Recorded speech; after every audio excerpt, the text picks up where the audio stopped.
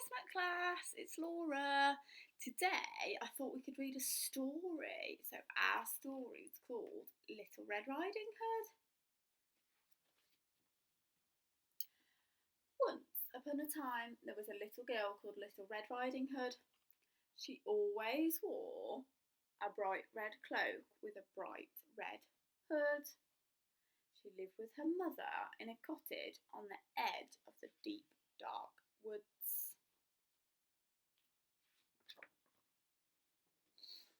One day, Little Red Riding Hood's mother gave her a pot of Brussels sprout soup.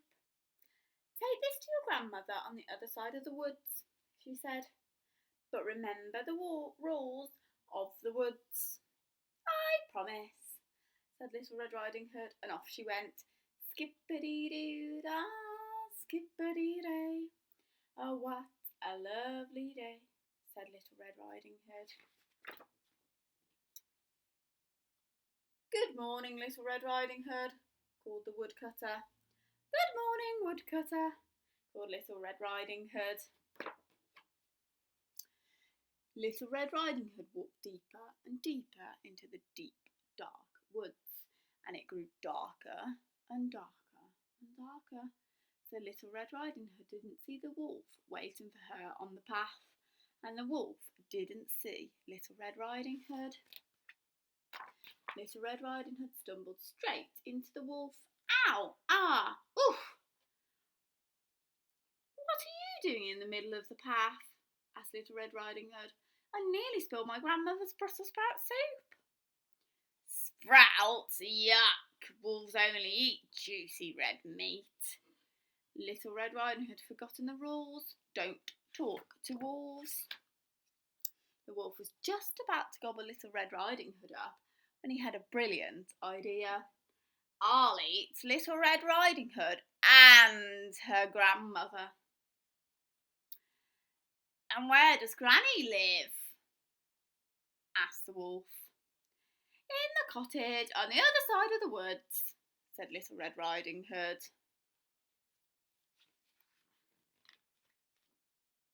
The wolf raced to the cottage and knocked on the door. "Come in," called Grandmother.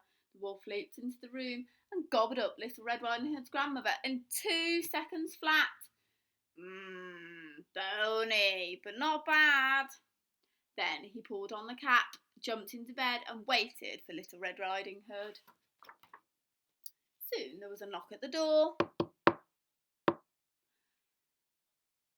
"Come in," snarled the wolf as softly as he could. Little Red Riding Hood looked at her grandmother and then looked again. Granny, what big ears you have. All the better to hear you with." Oh, Granny, what big eyes you have. All the better to see you with."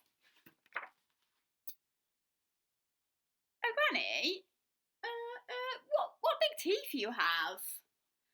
All the better to eat you with." And the wolf was out of bed and gobbled up Little Red Riding Hood. "Delicious," he said. Then he fell fast asleep. As he slept, he snored really loudly.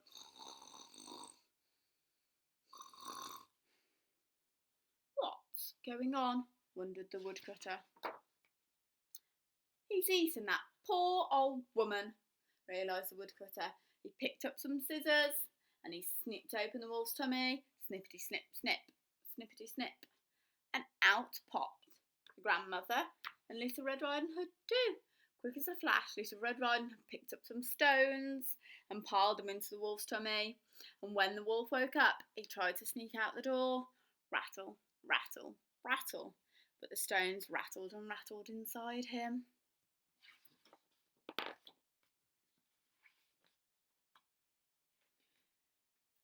"Now everyone can hear me coming. I'll never catch anyone again," cried the wolf. "Exactly," said the woodcutter. "You'll just have to eat more vegetables instead," said Little Red Riding Hood. The wolf was never able to eat another person again. Brussels sprout soup. And as for Little Red Riding Hood, she never, ever, ever talked to wolves again. The end.